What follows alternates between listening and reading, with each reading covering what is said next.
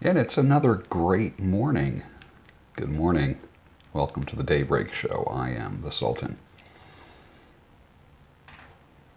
But first, coffee.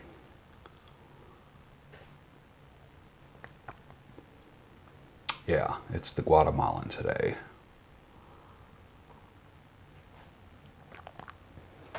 I went to a diner with a friend the other day, and the coffee was so hot. Because I haven't had hot coffee other than what I make myself.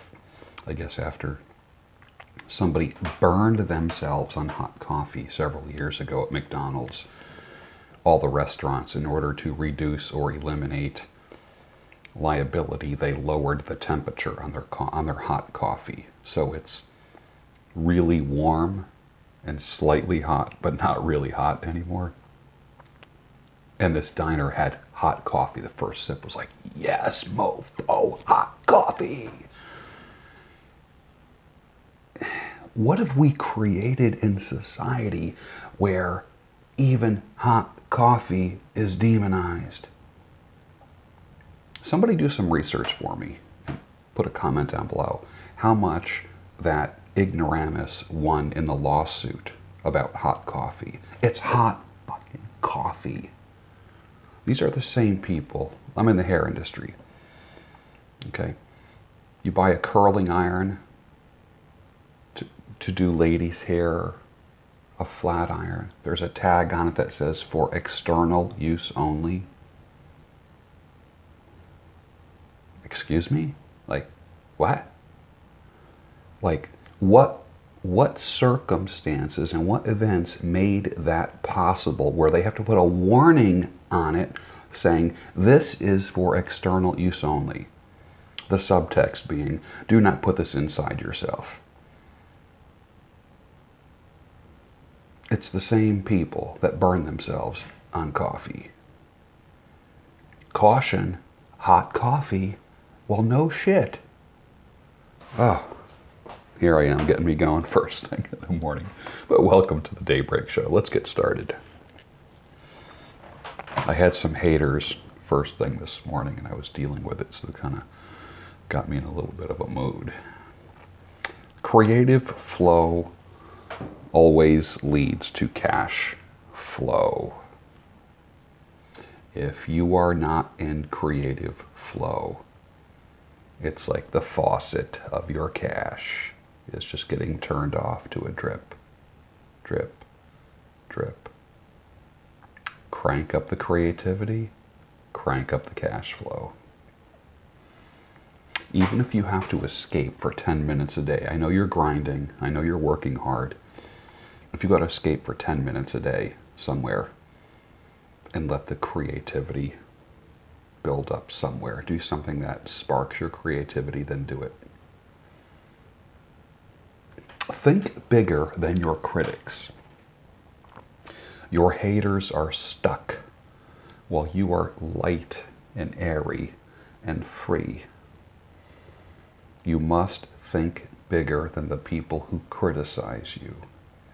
Most people criticize you because they want what you have. Think bigger than your critics. You can be married and still not have a significant other.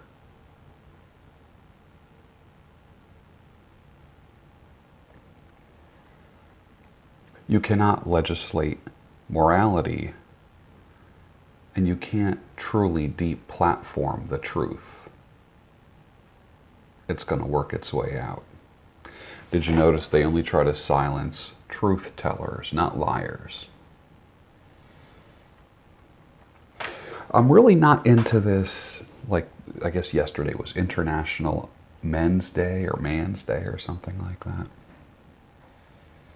Anything that's a day, to me that's a little bit too Hallmark card-ish for me.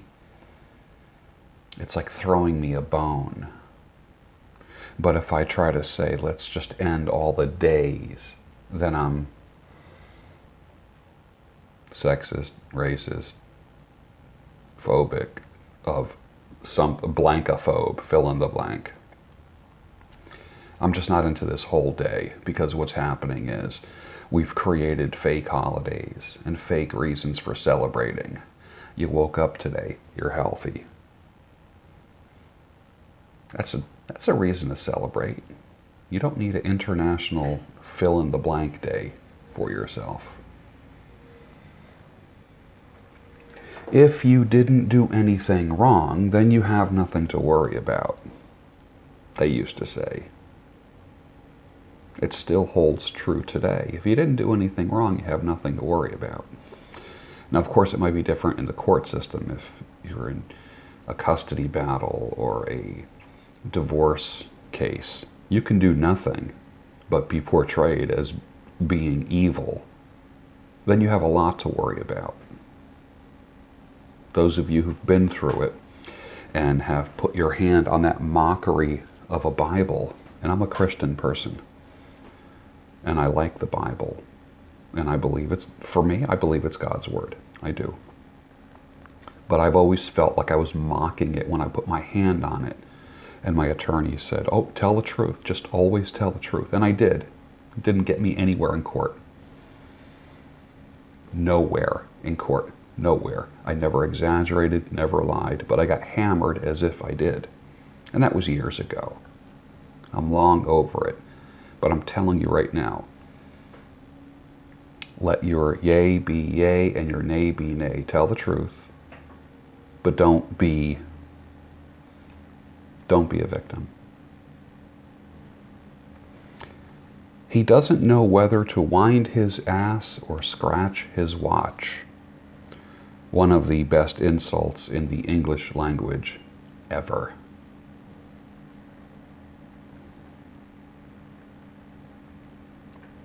A broom is drearily sweeping up the broken pieces of yesterday's life. Somewhere a queen is weeping, somewhere a king has no wife. And the wind, it cries, Mary. Jimi Hendrix, 1967.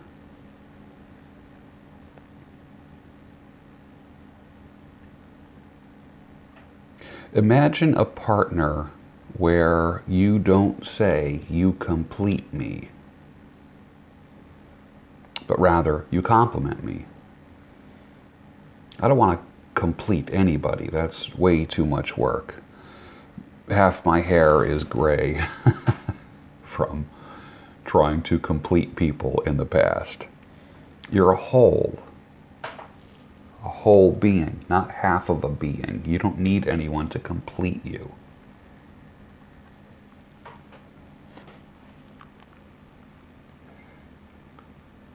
I had to turn it off and come back on because I had a wicked sneeze coming. And I'm still dealing with the seasonal allergies, so hopefully that's going to be reducing soon.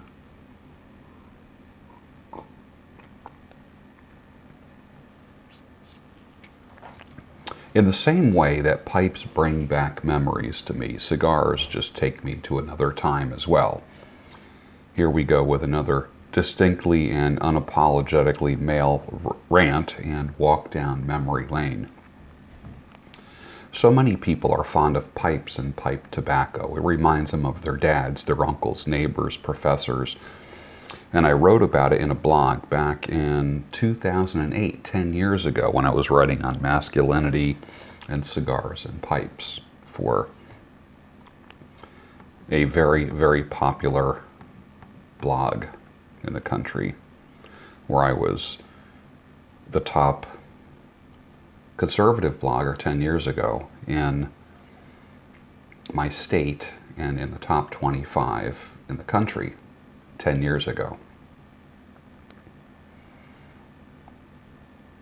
My readers really liked and responded to that particular piece, that blog, even though it was written slightly tongue-in-cheek. I like cigars. There's not a lot that anyone can do to get me to stop liking cigars. I know all the dangers, I've read all the literature, and I still like cigars. I don't inhale. I never have. And I don't do it enough even for the life insurance salesman to give me a higher rate. So relax, Max. Cigars are unique. They each have their own personalities, and we choose them based upon our own personalities or moods. There is a cigar culture. It's a more sophisticated culture than the cigarette culture, if there is such a thing. Here's a few thoughts on cigars. You can't hurry a cigar. You choose your cigar knowing that you must have time to set aside so you can enjoy it. Once you light it, you can't hurry it or it ruins the experience. You don't want to puff it and make it too hot. You can't put it out and finish it later. I guess you can, but if you tried it and you come back to it later, it is slightly nasty. I've just noticed that when I've relit a cigar several hours later or the next day, it's just like, ugh.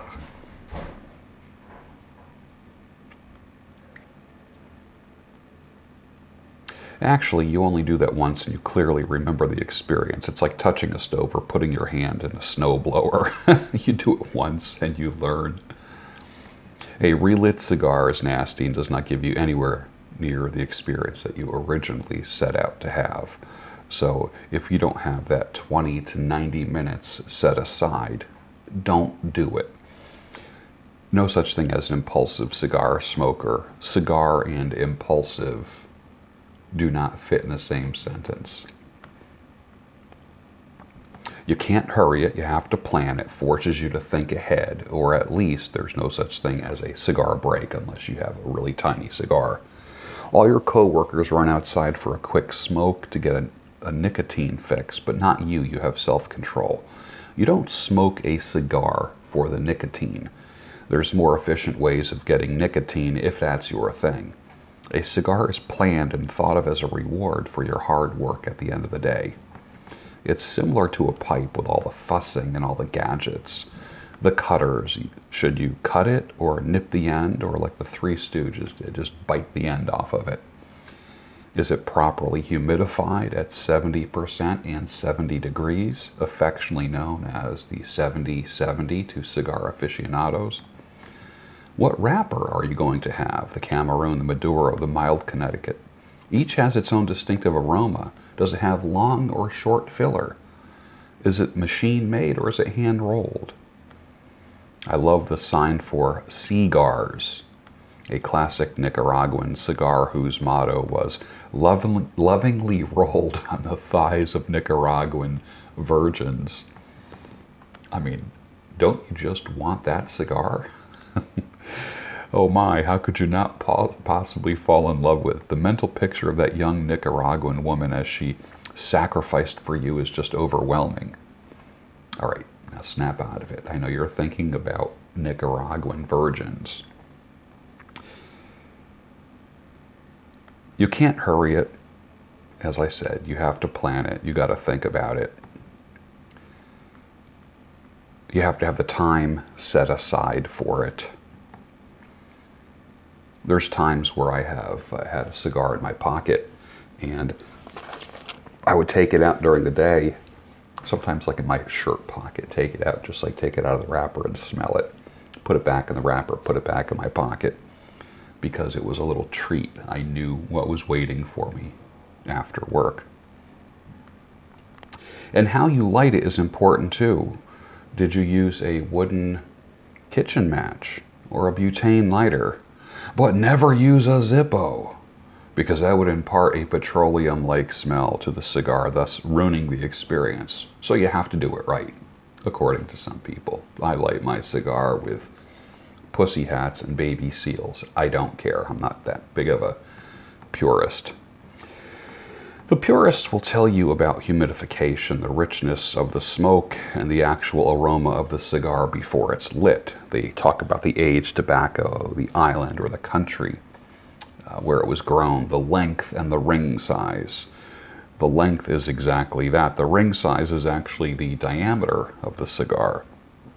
See, I told you there was some intelligence involved here. Cigars can make you smarter in math. Cigars are measured in 64ths of an inch, so a cigar with a ring gauge of 28 is about the thickness of a Sharpie marker.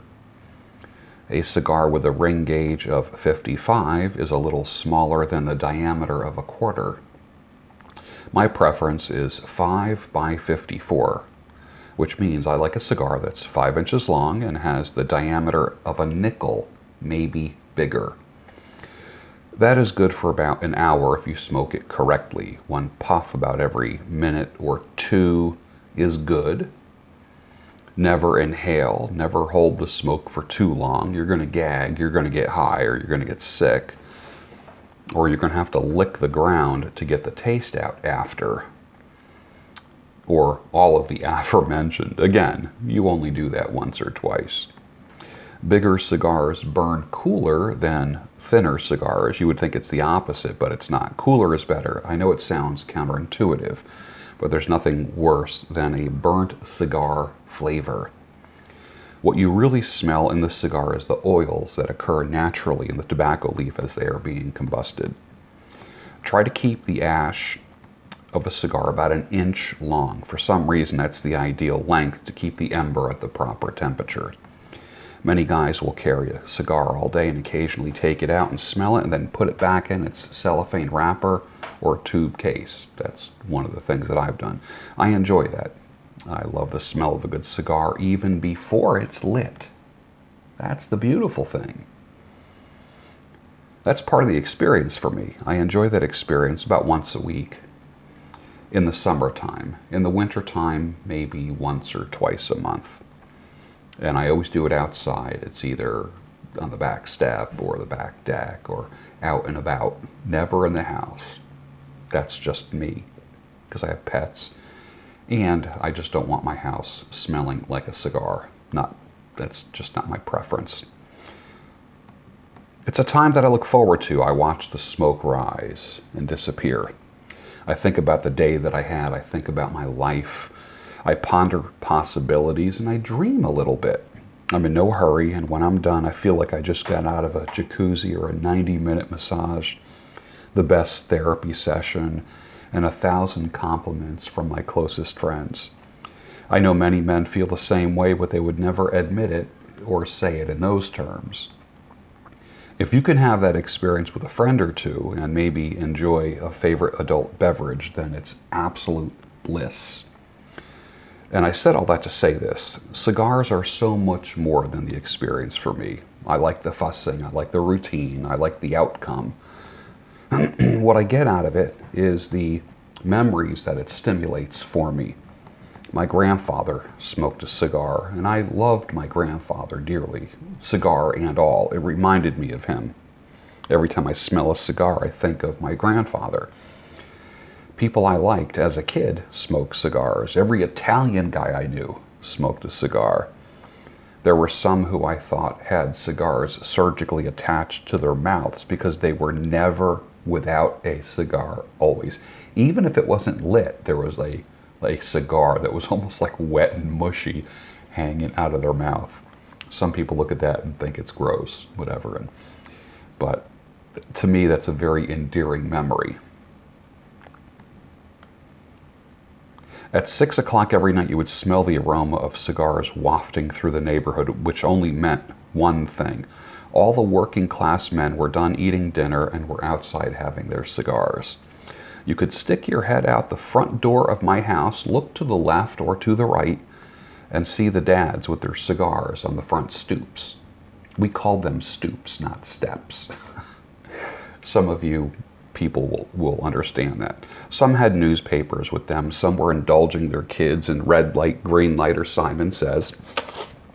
Some watched as their kids performed the latest pop tune or skipped rope, or listened as their son told them about their day at school. It forced the tired, weary, calloused hand dads to slow down for a moment and be an audience to the ones who loved him more than anything else on earth. Dads up and down the block chuckled at impressions, dances, magic tricks, and silly songs from kids who were not allowed to perform these things 20 minutes earlier at the dinner table. He loosened his laces. He sat there in his work pants, a t-shirt, a muscle shirt, sleeveless shirt, and his hair slicked back. He sat there on the stoop with a cigar in one hand, and with the other hand felt like a little boy's bicep when the boy said, "Daddy, feel my muscle." And the guy says, "Wow, you're strong." A few of the dads would then say, "How's this?" as they flexed their own biceps, and the little kids swung on their biceps like a monkey with a big grin. Yeah, it was 6 o'clock in my neighborhood. I didn't know it from a clock or a watch because when I was a kid I didn't wear a watch.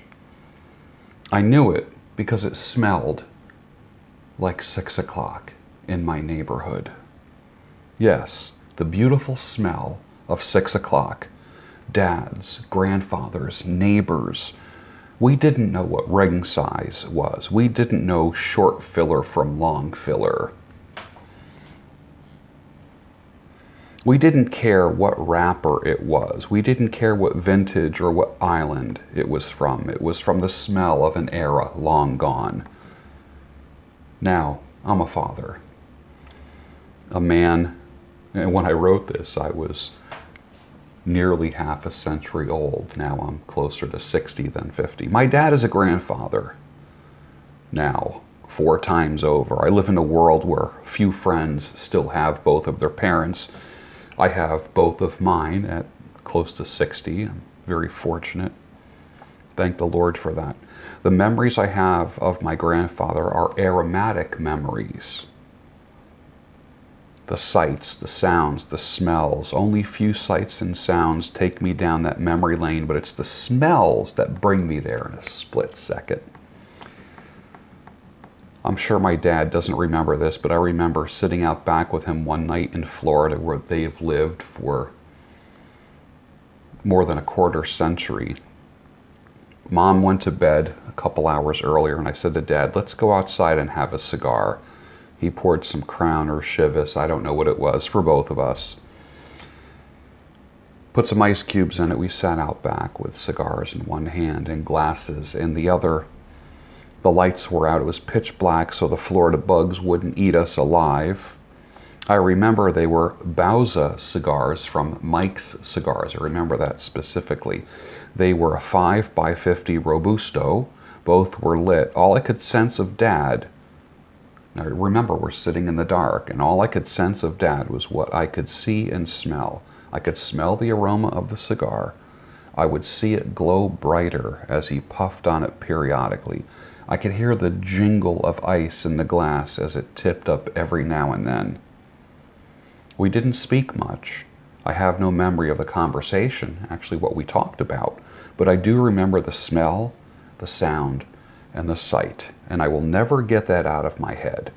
As a matter of fact, I tell that story to one of my friends and he starts to tear up, saying to me he wishes he had that kind of relationship with his dad. And I never once mentioned anything about relationship. It was interesting how that was perceived. Sometimes just sitting with someone and having a cigar is all you need. You don't even have to talk. One weekend I had the kids. I'm divorced, and I would get my kids every other weekend. It was about 9 p.m. We're all watching TV. I thought I would go sit on the back step and have a small cigar or a pipe. My daughter was dozing off, and I told my son I'll be out back. I went out back with a cigar and an iced tea. I sat there quietly and enjoyed my cigar. When I was done, I turned around and there was my son in the doorway just standing there quietly. I asked how long he was there. He replied, "The whole time." I asked if everything was okay. He says, "Yeah, I was just watching you." All he saw was his dad, a father at the end of his day, relaxing, looking at the stars, thinking about his successes, thinking about his failures, thinking about his future and how he can make a better life for himself and his family. I said to him, "You tired?" He says, "Yeah." I got up and we both went in. I'm probably the only person that can romanticize a cigar like that, but don't we all do that with something?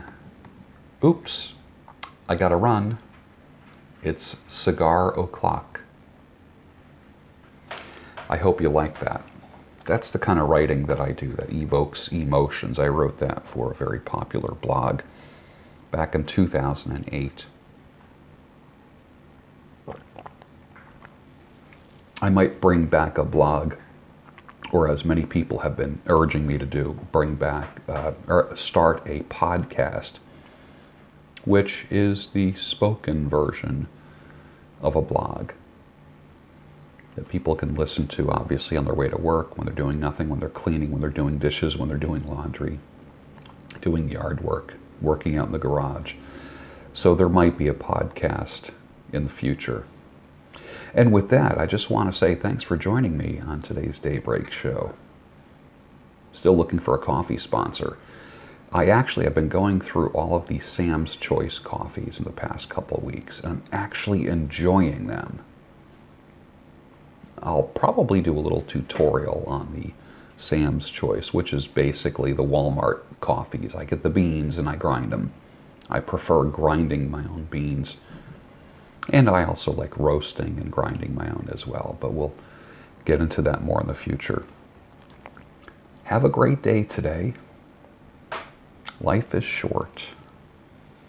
Think bigger than your critics. Do not consider them in your world, your exes. If you're a man, you have an ex, you know she's critical of you. You have friends that are critical of you. You have think bigger than the people that criticize you. Fire up a pipe, fire up a cigar if you are inclined to do so, and learn how to use them as tools for relaxation, pondering, planning, moving ahead, or nothing at all. I hope you have a great day, and I'll see you tomorrow morning.